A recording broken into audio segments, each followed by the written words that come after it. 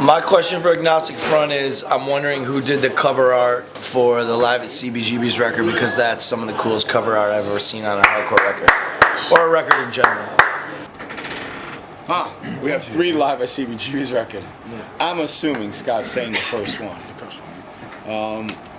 Who did that?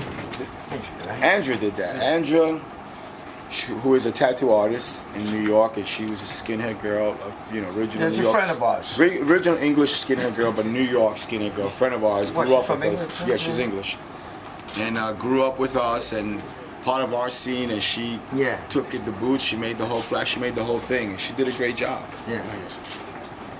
Hey Roger, this is Rob from Born from Pain.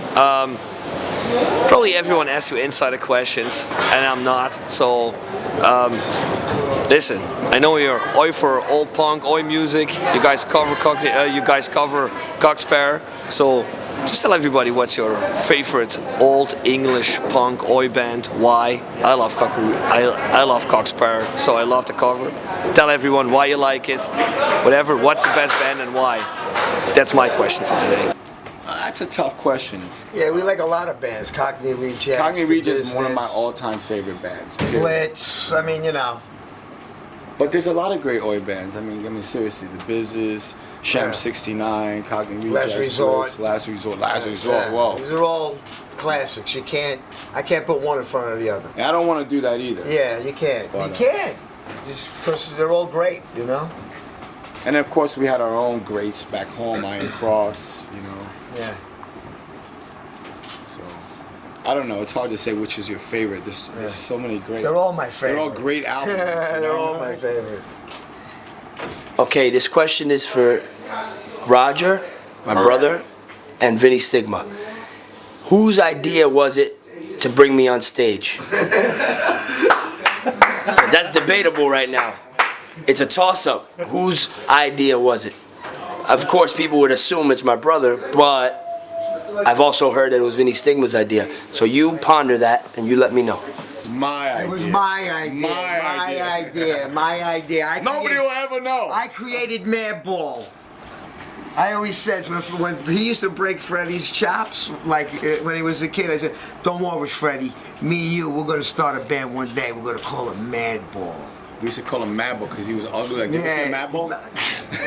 Because he looked like an ugly little Madball when he was growing up. He's like, Madball. And then we made the band Madball. Yeah. But I don't know. It was I used to put him on my shoulders. Fred, I used to put him on my shoulders and play guitar. He was a little nervous all the time, but we used to make him do it. Yeah, we used to make him do it. Go out there, do it. We used to make shirts. And then what really did it is I had to go get a surgery. We were on tour with Cannibal Corpse, Militant Creation, and Obituary, and Agnostic Front, a big tour in America. And this was a really big tour, and then I had to go get surgery. 92. So Freddy had to go sing. Yeah. So then that's when, no, that wasn't 92, that was like 91. That was 92. 92. And we already had the Madball single and stuff like that, but he used to get mad. We used to make him sing, he used to get mad. But I'm like, Freddy, you gotta go sing. He goes, oh man, I gotta go sing. Yeah. You gotta go sing. So I told him, you sing, you go. I threw him out. He sang for half the tour. He sang for half the tour. Yeah. It was really great. And then he had to come back. I remember I came back once and I still didn't feel good, and I said, forget it, I went back. Remember that? I was back for a day and I was screaming. I was in the truck stop. And, I don't remember that. And I had a very bad operation and I couldn't take it anymore, so I said, I gotta go back. And then Freddy again. Oh yeah, Freddy, the greatest hardcore singer. Yeah. I think so. My brother. Yeah, the greatest hardcore singer. Natural, smooth as ice on stage, relaxed, poised, the best, really. Gives it its all. I agree. Nah, he was brought up hardcore. Yeah, there's only very few people that are single-digit hardcore, like from under 10 years old.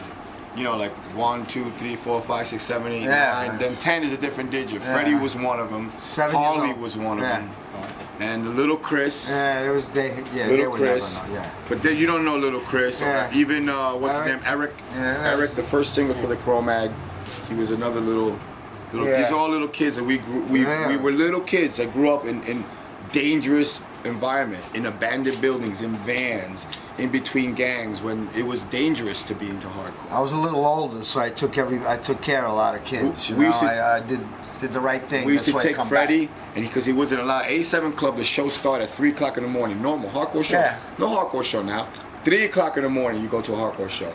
This is normal in New York. Finished at 6 in the morning. I remember, that's a hardcore show. I remember putting him in the And drum the drums, because he and wasn't dragging allowed. him CBGBs. We're like bringing the drums, and they'd be no, is Freddy with you? No, yeah, he's in a drum case. Pop him out, and then they'd be mad because he's underage. He'd run around, the lady be chasing him. Yeah. He'd run in the crowd. No, what lady? Who? What? Where? What? Stupid. It's great. All right. And as usual, with any other interview, the last words go out to you. Come to the show, have a good time. Thank you, Berlin. You know, love it. We'll be back. Gonna have a new album out, come soon. Yeah, I mean, We'll be on tour all this summer. Yeah, come thanks. visit us. Come say hello. You know, Nuclear Blast, new record in November. So we'll be back. We'll be back. We're like the virus that never leaves.